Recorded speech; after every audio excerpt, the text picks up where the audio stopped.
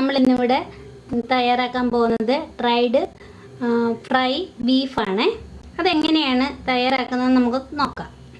അതിന് വേണ്ടിയിട്ട് ഞാനിവിടെ 1/2 കിലോ ബീഫാണ് എടുത്തിരിക്കുന്നത്.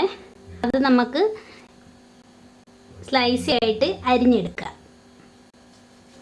അപ്പം നമ്മളിവിടെ ബീഫ് അരിഞ്ഞെടുത്തിട്ടുണ്ട്. അതിലേക്ക് വേണ്ട സാധനങ്ങൾ ചേർത്ത് കൊടുക്കാവേ.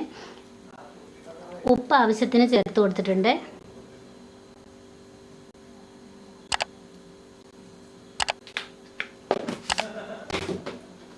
മഞ്ഞപ്പൊടി,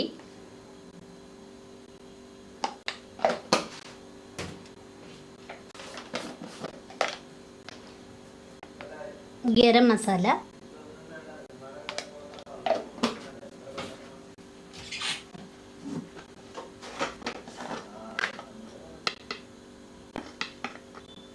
ഞാൻ ഇച്ചിരി എരിവുള്ള മുളക് പൊടിയാണ് ചേർത്ത് കൊടുക്കുന്നത്.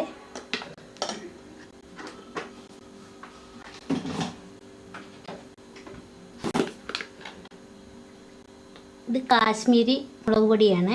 അത് ഇച്ചിരി കളറും കിട്ടും, ഇച്ചിരി എരിവും കുറഞ്ഞ് കിട്ടുമല്ലോ എന്നോർത്ത് അങ്ങനെ ചേർത്ത് കൊടുക്കണം. നമുക്ക് ലേശം ചതമുളക് ഇട്ട് കൊടുക്കാം. ഇത് ചതമുളക് മക്കൾക്ക് അധികം അത്ര വലിയ ഇഷ്ടമല്ലാത്തതുകൊണ്ടാണ് ഞാൻ ലേശം തൂളി കൊടുക്കണുള്ളൂ.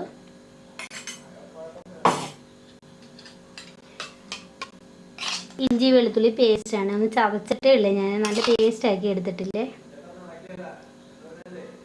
ലേശം നാരങ്ങ പിഴിഞ്ഞ് കൊടുത്തിട്ട് നന്നായിട്ട് ഇത് ഇളക്കി യോജിപ്പിച്ചിട്ട് ലേശം കുരുമുളകാണ് ഇട്ട് കൊടുക്കുന്നത്. ഇതിനകത്തേക്ക് ഒരു ഇച്ചിരി കോൺഫ്ലവർ ഇട്ട് കൊടുക്കുക.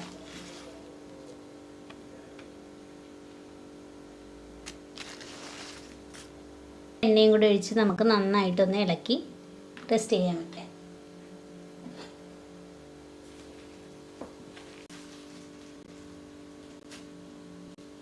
റെസ്റ്റിന് വെച്ചിട്ട് സാധനം നമ്മളിവിടെ എടുത്തിട്ടുണ്ടെങ്കിൽ നമുക്കത് ഫ്രൈ ചെയ്ത് എങ്ങനെ എടുക്കുന്നതെന്ന് നോക്കാം.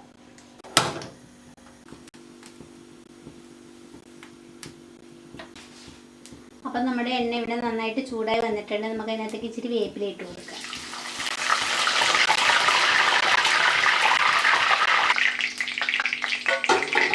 രണ്ട് മൂന്ന് പച്ചമുളക് കീറി വെച്ച് കൊടുക്കാം.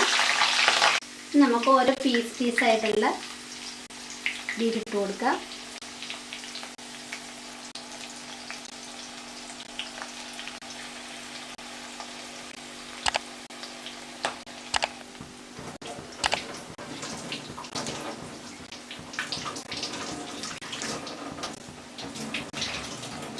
അപ്പം നമ്മുടെ ഡ്രൈ ബീഫ് ഫ്രൈ ഇവിടെ റെഡി ആയിട്ടുണ്ട്. എല്ലാവരും ഒന്ന് വീട്ടിൽ ട്രൈ ചെയ്ത് നോക്കുക.